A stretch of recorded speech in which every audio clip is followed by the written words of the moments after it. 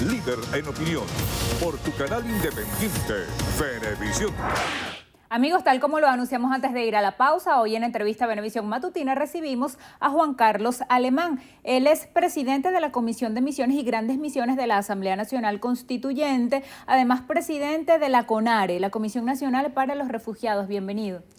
Bueno, gracias a ti por la oportunidad de estar aquí y dirigirme a la audiencia de Venevisión. Quisiera comenzar por un tema internacional, pero que toca a Venezuela. La recientemente finalizada Cumbre de las Américas en Lima, Perú, tuvo la asistencia de 33 de 34 países y allá 16 presidentes de nuestro hemisferio pidieron al gobierno de Venezuela que permita elecciones en condiciones creíblemente justas. Esto es una cita textual. ¿Qué opinión le merece esto? Bueno, fundamentalmente de esos escenarios, de esas cumbres, nosotros no esperamos mayor cosa, en el sentido de que son tuteladas principalmente por el país del norte, los Estados Unidos. Recordemos allí las decisiones impuestas desde el Departamento de Estado.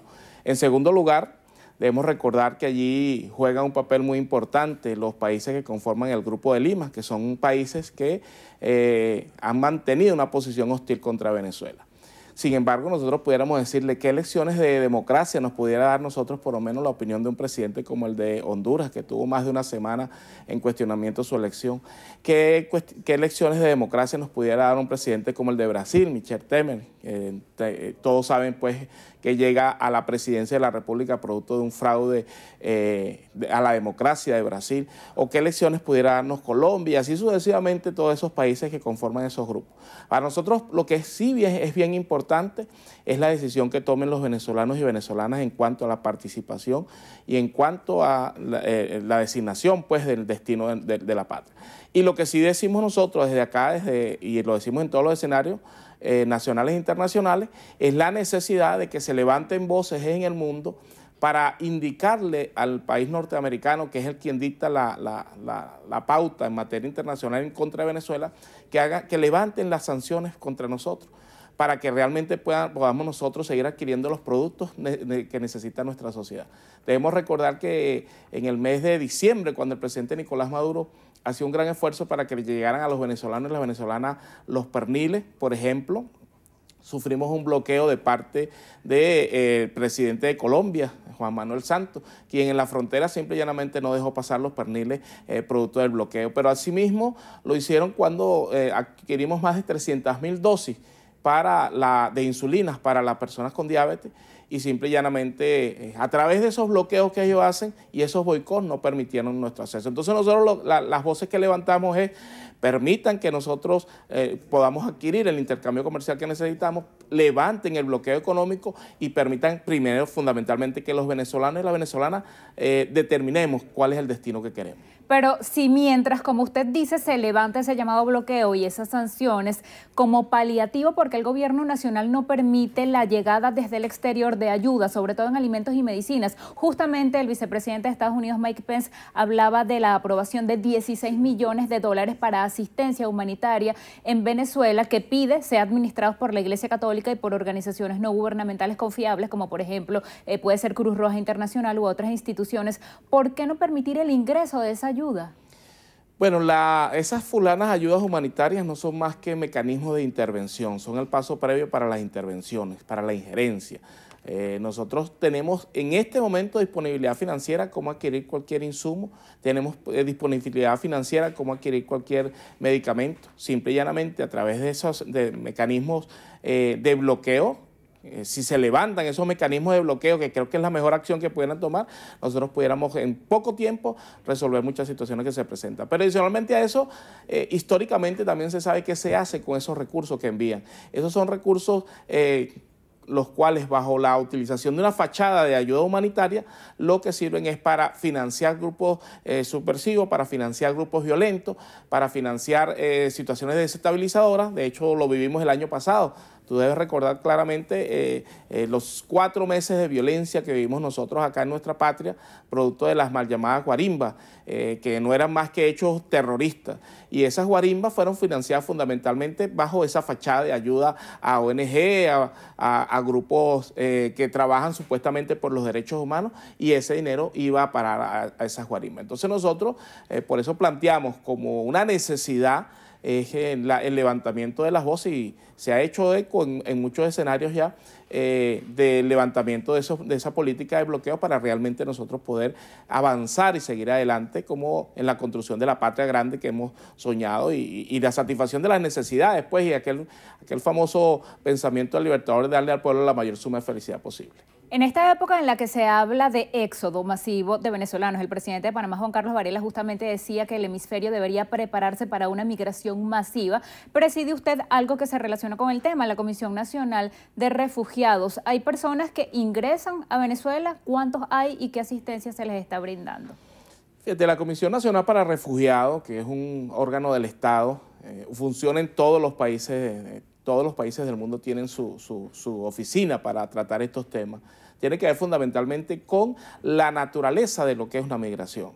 Y para ser catalogada una persona como refugiado o refugiada, tiene que cumplir ciertas condiciones.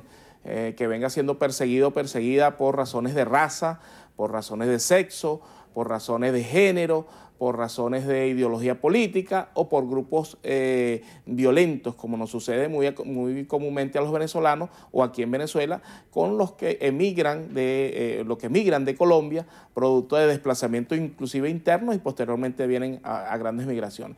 Y es fundamentalmente por esos hechos.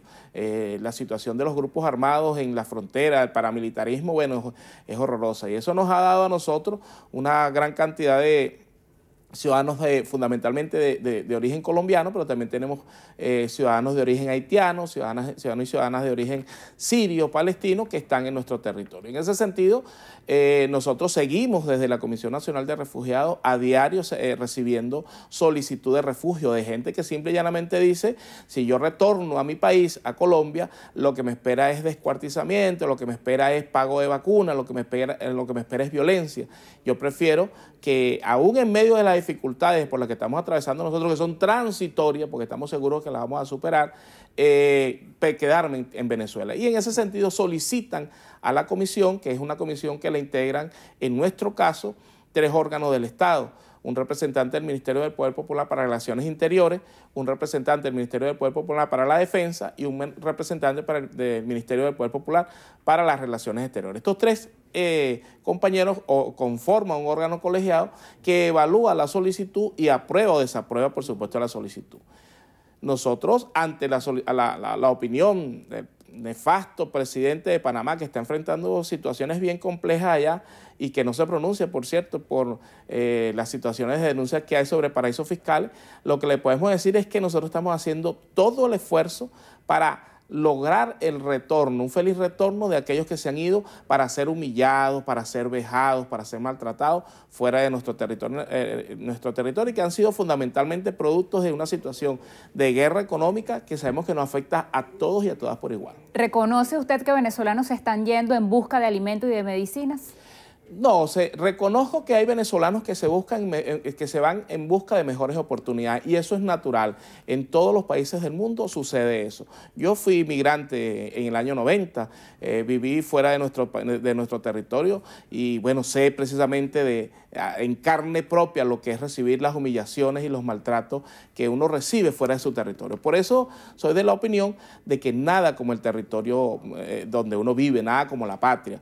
Pero bueno, uno reconoce que hay migrantes por razones económicas que están saliendo fuera de nuestra frontera, y eso es natural. Nosotros lo que sí le deseamos es que reciban un trato humanitario allá, que reciban un trato digno, que no sean objeto de humillaciones, que nuestras mujeres no sean usadas para la trata de blancas, que nuestros niños no sean usados para el trato de órganos y de ese tipo de cosas, de esas barbaridades que vemos en otros territorios y que nosotros acá no la hemos vivido, no la vivimos, no las conocemos. Entonces, para ellos nosotros pedimos y hemos exigido ante el órgano que tiene que ver con la migración por razones que obedecen fundamentalmente a este tipo de migración, que es el ACNUR, el Alto Comisionado para Naciones Unidas, que coopere con nuestro país en la elaboración de campañas que rechacen la xenofobia, que rechacen ese odio que se está sembrando en algunos países, porque lamentablemente la posición de esos gobernantes en esos países lo que ha generado es una especie de xenofobia hacia los venezolanos, que por cierto hay que decir lo siguiente también, han migrado muchos buenos profesionales que cuando llegan a Colombia, por ejemplo, representan un peligro para la sociedad colombiana y para los profesionales y las profesionales, en el sentido de que se convierten en una competencia. Y eso nos deja a nosotros de verdad una gran satisfacción en el sentido de que nuestros profesionales bien formados son tan competitivos que pueden ir a cualquier mercado nacional e internacional. Entonces nosotros lo que hemos iniciado con el Alto Comisionado para Naciones Unidas es una campaña para rechazar la xenofobia y por supuesto para hacerle un llamado a esos países, a los gobernantes de esos países para que generen programas que vayan en contra de esas acciones xenofóbicas contra los venezolanos y venezolanas. Nos queda muy poco tiempo. ¿Qué revela ese lanzamiento de la moneda Caribe que hizo la Alcaldía de Caracas para ser utilizada en estas ferias de hortalizas y de alimentos?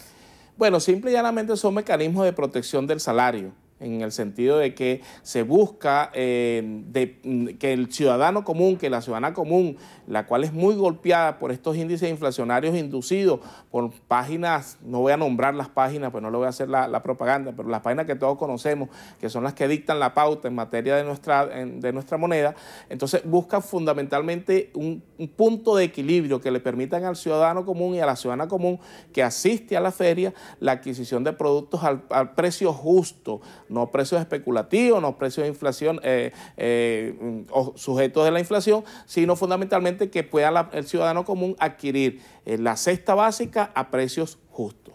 Antes de despedirnos, ¿qué ha pasado con los pagos pendientes a los trabajadores de la Alcaldía Metropolitana? Bueno, anunciamos la semana pasada punto de cuenta que firmó el ciudadano presidente Nicolás Maduro para darle protección a los trabajadores y trabajadoras, que ya fue publicado en Gaceta el día viernes el crédito que fue solicitado, y estamos aspirando que a más tardar entre jueves y viernes de esta semana se estén saldando todos los compromisos que dejó el señor Antonio Ledesma como alcalde de la Alcaldía Metropolitana sin pagar. Estamos honrando compromisos desde el año 2016 y eso es bueno que lo sepan los venezolanos y las venezolanas, ya que un gobierno revolucionario de clase obrerista, como es el gobierno del presidente Nicolás Maduro, está honrando todos esos compromisos para sanear esa instancia y, por supuesto, para cumplir un mandato que dio la plenaria de la Asamblea Nacional Constituyente, que es la supresión de una instancia que no le servía para nada a la ciudad. Hasta aquí nos llegó el tiempo. Gracias por haber venido a conversar con nosotros. A ti. Despedimos así entrevista a Venevisión con Juan Carlos Alemán, constituyente territorial por el Distrito Capital, presidente de la Comisión de Misiones y Grandes Misiones de la Asamblea Nacional Constituyente y además presidente de la CONARE, la Comisión Nacional para los Refugiados. Gracias a ustedes también por acompañarnos, que desde allí, al regreso, estrenos y estrellas en la emisión matutina de su noticiero Venevisión.